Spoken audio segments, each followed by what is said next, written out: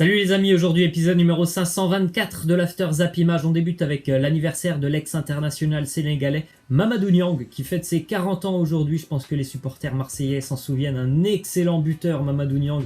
Il a notamment participé au dernier titre de champion de France de l'OM en 2010, passé aussi par Strasbourg, le FC Metz.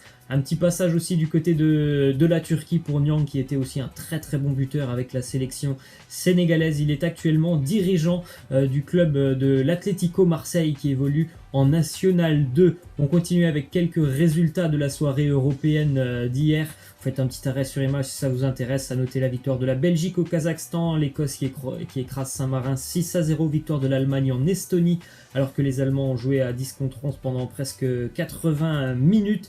Et puis match nul entre le Pays de Galles et la Croatie. A noter aussi la qualification pour la Pologne face à la Macédoine 2-0. Petite statistique sur la Belgique qui a fait vraiment une campagne de qualification exceptionnelle avec 8 matchs, 8 victoires, 30 buts inscrits, 1 but concédé pour la Belgique. Il reste 2 matchs, mais pour le moment c'est exceptionnel ce qu'ils font. En termes de statistiques, défensivement c'est très très solide. Après, offensivement, les statistiques sont un petit peu faussées parce que, il ne faut pas se mentir, il y avait Saint-Marin dans le groupe. Ils leur ont mis 9-0 et 4-0, donc ça fait quand même 13 buts sur deux matchs, mais c'est quand même des statistiques offensives assez incroyables.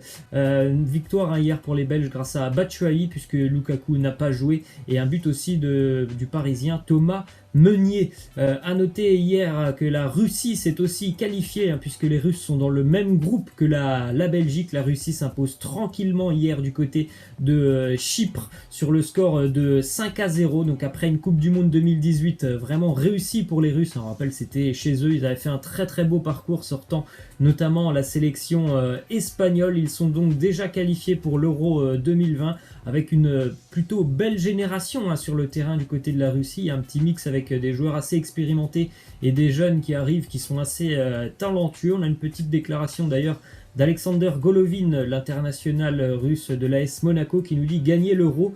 Après ce qui s'est passé à la Coupe du Monde, tout est possible. Il est vrai que, pourquoi pas, la Croatie a surpris beaucoup de monde lors de la Coupe du Monde, donc ce serait pas la première fois qu'une équipe, on va dire, surprise ou qui ne fait pas partie des favoris, une équipe outsider, arrive, pourquoi pas, dans le dernier carré, voire en finale d'une compétition internationale. On se rappelle de la Grèce notamment aussi, en 2004, déclaration de Raphaël Varane sur Olivier Giroud. Il nous dit « Je ne suis pas surpris, c'est un bosseur, il est arrivé en sélection prêt pour jouer des matchs internationaux. Le danger, c'est de jouer 2 matchs rapprochés. Mais il a plutôt bien récupéré à ce que j'ai vu. Donc visiblement, ça se passe plutôt bien pour l'entraînement pour Giroud. C'est vrai que pour l'équipe de France, c'est 2 matchs quand même assez rapprochés. On rappelle, c'était vendredi face à l'Islande. C'est ce soir face à la Turquie. Donc forcément, pour les organismes, c'est un peu plus compliqué de récupérer pleinement parce qu'il n'y a pas beaucoup de temps de récupération. Mais on voit bien que Olivier Giroud, malgré ce qui se passe aussi du côté de Chelsea, voilà, il se donne quand même toujours les chances et les opportunités de revenir avec l'équipe de France. Il est plutôt performant quand même sur le terrain. Déclaration de Steve Mandanda qui nous dit « Ça fait du bien de retrouver l'équipe de France ». Tout comme ça fait plaisir de ne pas avoir encaissé de but. Pas grand monde n'aurait pu imaginer que je puisse retrouver ma place vendredi soir. Malheureusement, Hugo s'est blessé et j'ai dû jouer. En tout cas, ça fait vraiment du bien aussi de le revoir à son meilleur niveau, Steve Mandanda, après l'année très compliquée qu'il a passé la saison dernière. Ensuite, autre résultat. Hier, c'était un match très important pour les deux nations. En tout cas, certainement plus important pour le Pays de Galles que pour la Croatie. Hier, à Cardiff, Gallois et Croates se séparent sur un score nul de 1 partout. Les 2 buts ont été inscrits en première période. But de Vlasic pour la Croatie et égalisation de Gareth Bale pour les Gallois. Malheureusement pour les Gallois, les chances de qualification s'amenuisent. Elles sont vraiment tout proches de l'élimination. Les Gallois, faudra faire quasiment un sans faute pour se qualifier. Pour la Croatie, normalement la qualification ça se fera dès lors du prochain match dans 1 mois.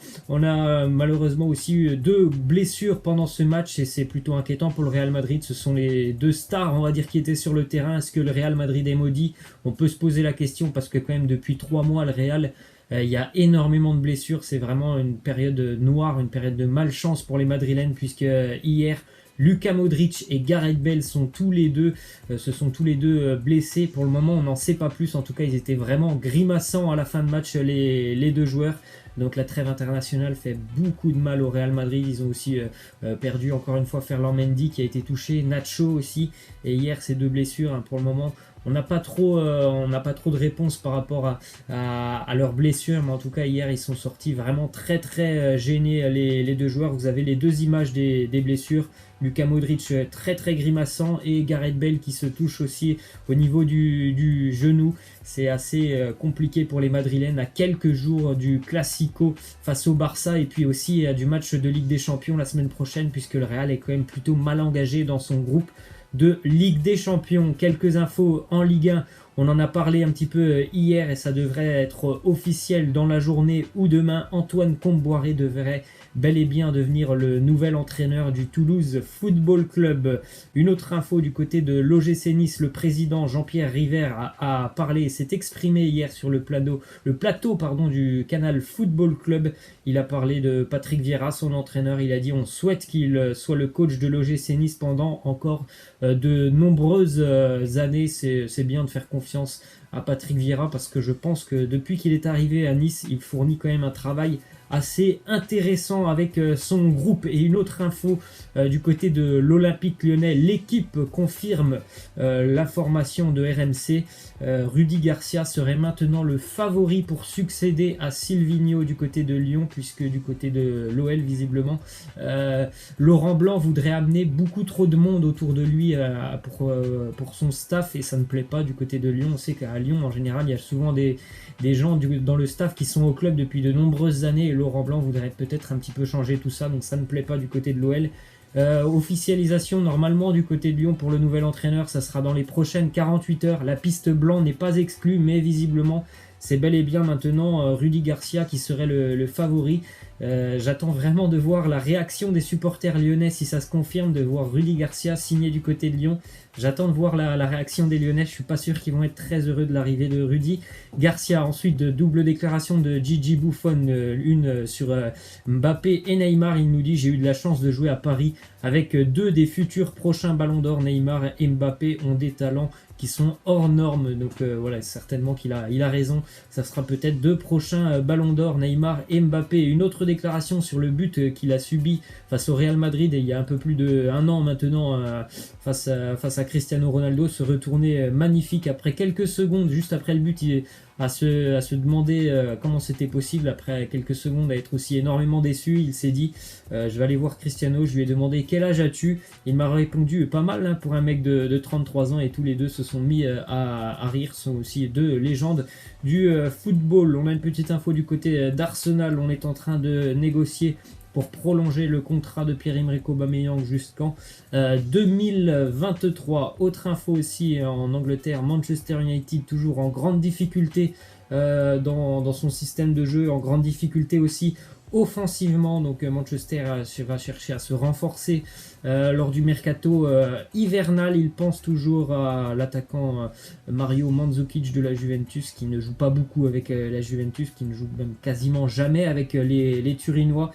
La Juve pourrait le laisser partir contre un chèque de 10 ou 15 millions d'euros. On a une déclaration aussi de Arsène Wenger sur Raheem Sterling. Il nous dit: lorsqu'il était jeune, il avait une vitesse incroyable et une quantité de puissance incroyable pour répéter les efforts. Ce qu'il n'avait pas à l'époque, c'est le calme dans la finition, mais il l'a maintenant. Il a tout à fait raison, il a énormément progressé hein, depuis ces périodes où il était à son début professionnel. Sterling, c'est vrai que c'était un joueur, on le voyait, il avait un talent incroyable, mais dans la finition, c'était pas du tout ça, et il a vraiment beaucoup travaillé pour s'améliorer. Maintenant c'est vraiment un excellent buteur. Une info aussi pour Alexis Sanchez, le Chilien, qui a été touché avec la sélection face à la Colombie. Il souffrirait d'une luxation du tendon péronnier, donc normalement une absence assez longue pour Alexis Sanchez, qui commençait un petit peu à s'acclimater au style de jeu de l'Inter Milan. C'est dommage puisque normalement ça va être quand même une absence de quelques mois pour Alexis Sanchez. Une autre info, déclaration du sélectionneur argentin Lionel Scaloni, qui nous dit: Messi n'est pas ici pour sa suspension et Agüero n'est pas ici parce qu'il a un problème, ne s'est pas entraîné à 100% avec son club, mais Les deux seront de retour le mois prochain pour la prochaine période de matchs internationaux. On a une déclaration aussi de Carlo Ancelotti très élogieuse envers Blaise Matuidi. Il a dit tout simplement que c'est un milieu de terrain complet. Il a un sens tactique assez incroyable. Il travaille énormément. Il lit très très bien le jeu. Il sait fermer les espaces, donc c'est un joueur vraiment complet, que ce soit avec le ballon ou sans le ballon, il est vraiment très très performant. On continue avec une petite info d'Ousmane Dembélé, joli geste de Dembélé qui était à Rennes. Jeudi, il était avec son véhicule, il passe devant une école, il voit un papa qui va chercher son fils à l'école, il baisse sa vitre, il demande au papa, est-ce que c'est ton fils? Tiens, donne-lui ça, il lui donne le maillot floqué. Ousmane Dembélé, c'est vraiment un bon gars quand même. Ousmane Dembélé, malgré ce qu'on peut entendre de ses problèmes de comportement, ça n'a rien à voir. Ça n'altère pas le fait que c'est quelqu'un d'hyper jovial, toujours avec le sourire. Et vraiment, c'est quelqu'un de super sympathique, ça se voit directement. Ensuite, une info d'un seul supporter qui s'est déplacé pour le match du Cambodge du côté de l'Iran. Voilà, la passion dans le football des supporters.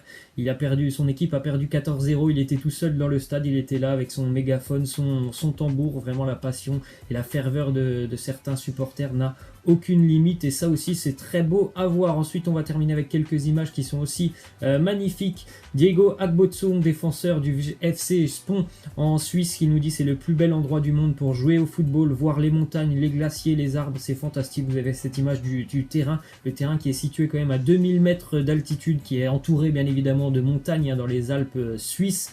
Il n'y a aucune route d'ailleurs accessible pour rejoindre le terrain. Et on va terminer avec cette info d'ailleurs sur ce club qui a perdu près de 1000 ballons depuis 40 ans, puisque vous avez vu l'image du terrain, lorsque le ballon il passe au-dessus des filets de protection, et le ballon il fait une sacrée chute. Donc ils ont perdu quand même 1000 ballons. Voilà, c'était la fin de cet After Zap Image. J'espère que ça vous aura plu. Moi je vous laisse, je vous dis à la prochaine. Ciao.